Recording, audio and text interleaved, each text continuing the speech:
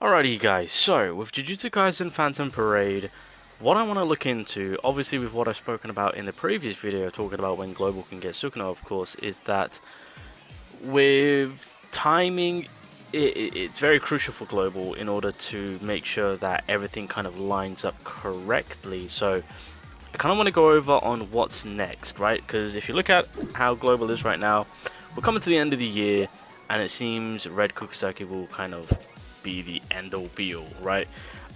For this part, or for this month, for Jujutsu Kaisen Phantom Parade Global. However, could they release something not this week but next week? Possibly, if they want to end off Global in a different way, in terms of releasing more characters, getting them out of the way so that way they can actually drop the half anniversary character Teen Gojo and TOJI in a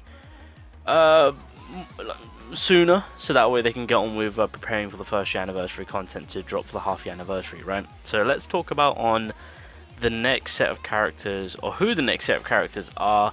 You know, the bunch that we have that are left to drop until Teen Gojo and TOJI are within the game. Now, just before we do all of that, I do have some general tickets just kind of chilling on my JP side, and I believe Momo, there she is. Yep, Momo is in the general pool. So I'm gonna try my luck. I'm gonna try my luck to get my girl Momo. Just bear with me, drop a few quick multis, and we will get on our way to look at the remaining non-limited characters that will be added into the general pool as I am summoning. Maybe one of them will appear. If that is the case, you know, does justice for the video, but we'll see. Oh, we got a recollection card. Not bad, not bad. Don't care about the recollection cards though, unless it is that's a good one. That is a good one. I was about to say let it be a good one. Oh, and it's a +3 too. Oh, okay, well, hey, look at that. Wait, did I not have 35 tickets? Am I tripping?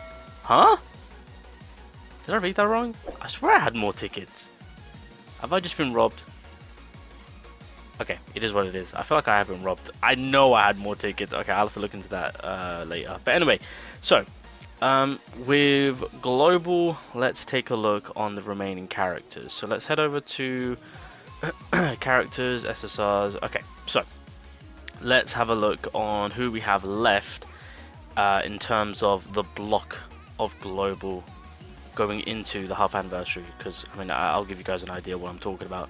So if we head over to timeline, to the JP timeline, right, the game release before the half anniversary, that's the first block. Then it goes to the half anniversary, and so on and so forth, right, as you guys can see, right? So that's why I say for the game release leading into just before the half anniversary, that's the initial first block of the game. And it seems every piece of content that they're focusing on is within the block itself. They've only dipped into the other side of the blocks when they've wanted events a little bit earlier than before. But in terms of characters and character events that have those correlation, they've always kept it so that it's within its time frame. So yeah, game release to before half anniversary. So when it comes to that, like I said, we are missing a few characters. So Panda released before the half anniversary, and I think that's the only red unit that we're waiting on. Toto released before the half anniversary. Blue Itor released before the half anniversary, and I think that's everything for blue. Green, no, I'm not seeing anything. These are all after half anniversary. Yellow, Nanomi was way later. Oh, yeah, it's Maru. And I believe, ladies and gentlemen, these are the... Wait, 1, 2, 3, 4. I'm missing someone. Maru, Toto, Itadori, Panda. Who am I missing? Alright, my apologies. Yeah, this yellow Nanomi is actually before the half anniversary. So when I must have picked him up was a rerun banner for him. But I got him for free because he came back, the event came back, I got a free multi out of it, and I pulled him. So like, I ain't complaining. Hey, if they do reruns and we get free multis from these, that's a W, I'm not gonna lie. Yeah, I'll take that. I wasn't aware of it, but I must have missed his initial release, to be fair, which I don't actually recall. I genuinely thought he was after half anniversary. Interesting. Okay. Either way, he is in the mix of things, of course. So these are your next set of characters to release before TOJI and Green. Sorry, not Green Gojo. Teen Gojo. Teen Yellow Gojo, of course. Okay, I'm not gonna bring Kamo into this, but easy skip. Panda, easiest skip of my life, and I feel like a lot of people can do the same, right? It's a red defender, not really needed. You've got better options as alternative defenders, of course. I mean, he does got a few things going for him. I mean, this is a pre-adjustment. The post-adjustment really affects the whole, you know, cursed energy. You know, the more you have it, the better the skill will be, of course. But we're not going to get into all of that until the update for the post-adjustment happens. Then we'll do that separately. But for right now, when it drops initially on global, just a little bit of melee taijutsu, reducing the enemy's damage. On the second skill, you know, decreases own damage received as per usual. Has taunt, decreases the enemy's critical resistance. Third skill, taijutsu, recovers HP, and then of course has this whole Kalpus count mechanic going on for the character itself to get a lot of HP recovery going on. Overall, with this character, yeah, just fairly mid as a defender, to be honest. Like, I'll give it to them that, like, with all pandas, they're good at defending. Of course, that's their role, right? But this is just not a panda that I would go head over heels for, just because of the usability that you're not really going to need, and that you can casually go about getting this out on the general pool. And then we got this Toto, which I'm gonna be honest, I'm just not a fan, to be honest. It says blue attacker, but questionable. Yeah, he's got the Black Flash perform. Well, when you perform Black Flash, you know, increases critical hit rate. That, I mean, even with the post adjustments, that does get moved to his auto skill. Even with post adjustments, I'm just like, nah, I'm good. He's got the whole Takata-chan's guidance stays active. The higher the own HP, the greater the damage boost. So he's got that mechanic going on for this specific character. Melee damage, decreases own damage received by 10%. Obviously, you get the Takata guidance stay activated through this.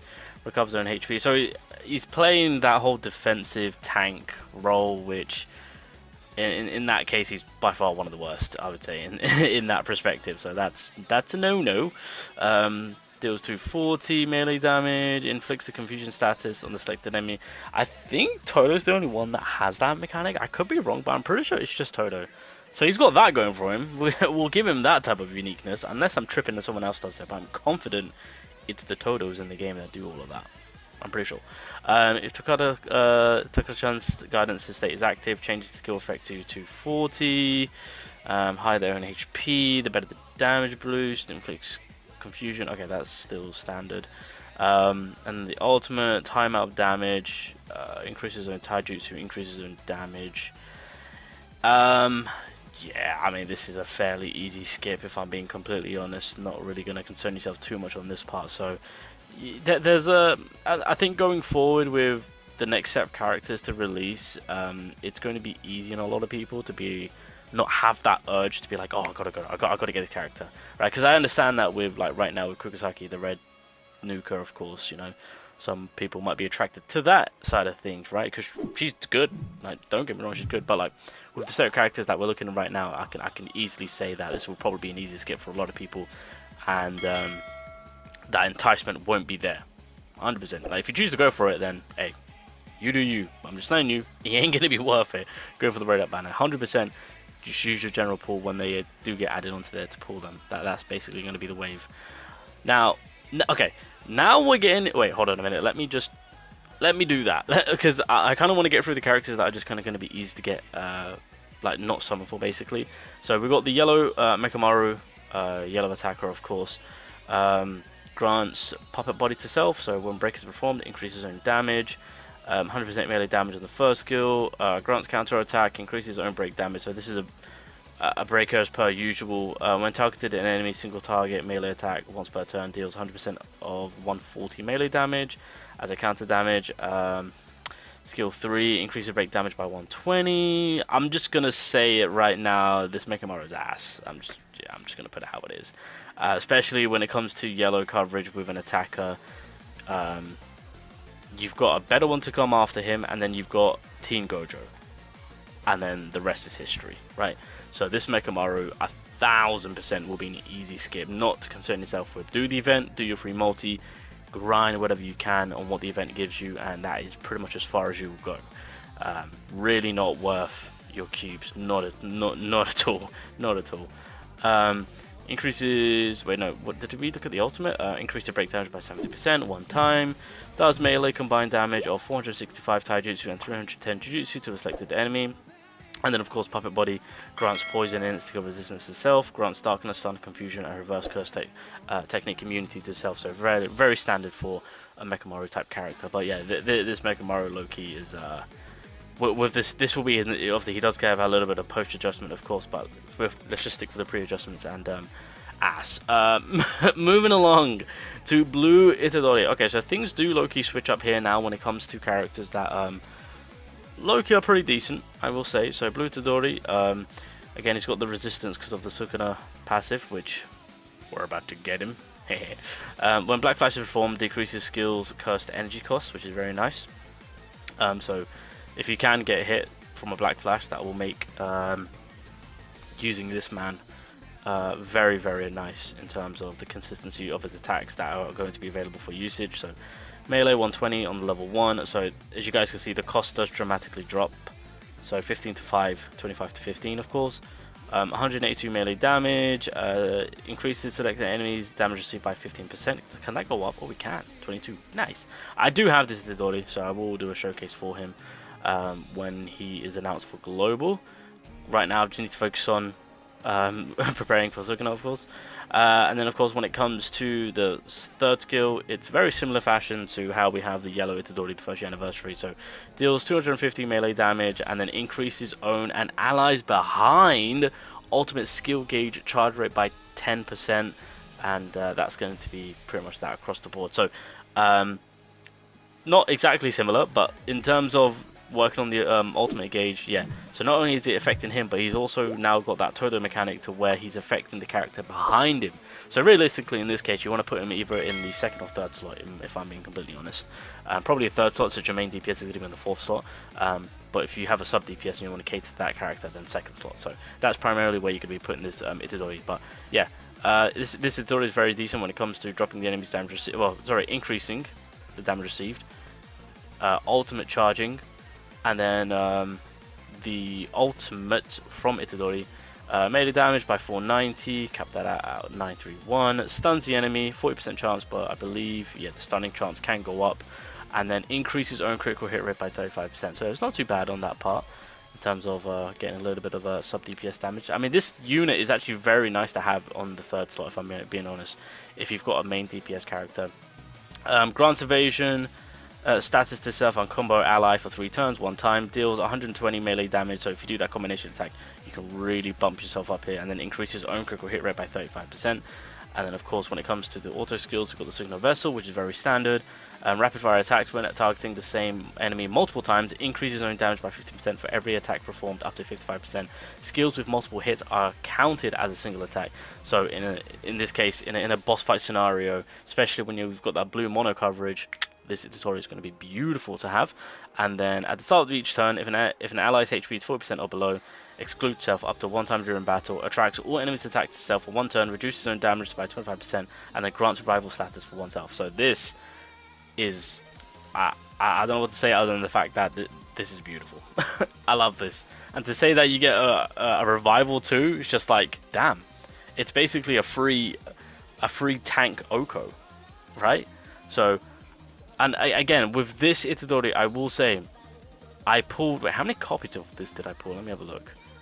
Because I didn't initially pull for this character on the banner. Even though he's got good things going for himself, and that he is actually fairly decent. I pulled this man... Where is he? I haven't even worked on him. Where is he? Is he down here? Yeah, there he is. Yeah. General pull banner. Yep. I pulled him 4 times. 4 times. Oh my god, I pulled him 4 times. Jesus Christ. I didn't even notice that. I pulled him 4 times. So, hey, you can play the long game like how I did and walk away with something like this. Or if you want to summon for him when he initially drops, then all the best of to you. But he is fairly good. I will give him that. He is actually a fairly decent character. So that's one of the better ones. But again, with how they can, if they release his character. Now, regardless of when they release this character, I mean, if they release this character early on, then I feel like that is going to be huge enticing people to pull, which I get it, and I feel like some people will fall for it. but I would commit to just going for the general pool, how I did it. So there's that. And then we got the yellow Nanomi, which is a much better yellow attacker. One of the top dogs, one of the top boys, should I say. When Black Flash is performed, increases his own Black Flash rate. So you give and get back the same. Okay, nice. When second enemy has a weakness to yellow type, increases his own damage. So really focusing on the yellow mono here, which is very nice. Deals melee combination damage of 50% Taijutsu and 50% Jujutsu on the first skill. Second skill, again, just doing raw damage of 117 Taijutsu, 117 Jujutsu. Third skill, again, combination of 139 Taijutsu, 139 Jujutsu, with type advantage. Does not change the skills type. Decreases selected enemy's critical hit resistance by 10%, and then increases the selected enemy's damage received by 15%. So that's nice, a little support play going on for the whole squad. And then the ultimate, again, combination of 124 Taijutsu, 124 Jujutsu, deals melee combined damage equal to 170 Taijutsu, 170 Jujutsu to a selected enemy with the type advantage, aka the yellow. If they're weak to yellow, he does more damage, basically. The final hit of the ultimate is always performed at Black Flash, so that then goes back to you increasing your Black Flash rate through that passive, or the characteristic, my apologies, and then, yeah, combination damage increase, 50 Taijutsu, 50 Jujutsu, and then when it comes to auto skills, at the start of the battle, recovers own cursed energy by 30, recovers own cursed energy by 5 every turn, fills own ultimate skill gauge by 220, increases own Jujutsu damage by 30%, when attacking an enemy with a type advantage attack one time per turn, fills own ultimate skill gauge by 110. So, in terms of yellow coverage specifically, this Nanomi is damn freaking good when it comes to that type of attack. Like S tier type, right? Outside of that, not the best. Specifically for yellow weaknesses, that's kind of where it's best at. So that's why I say, you know, with Maru and Nanomi is going to be the better option right here in terms of alternative and other yellow characters. But then that leads into Team Gojo. We've got a better yellow character to come, so that's something to cater to. So overall, those are the characters. Those are what is next. That is what is in line for global, if you're wondering. Could they release Team Gojo and TOJI beforehand, before these characters? Yes, but with the way that they're going, and they have to be very smart about when they release the half anniversary characters early on to set up Global's half anniversary to be it being the first year anniversary. So I feel like within January, boys, like they are most. I think they might pull a fast one on us and make it so that they're going to pull another 3 characters in 1 week. Mark my words. Mark my words.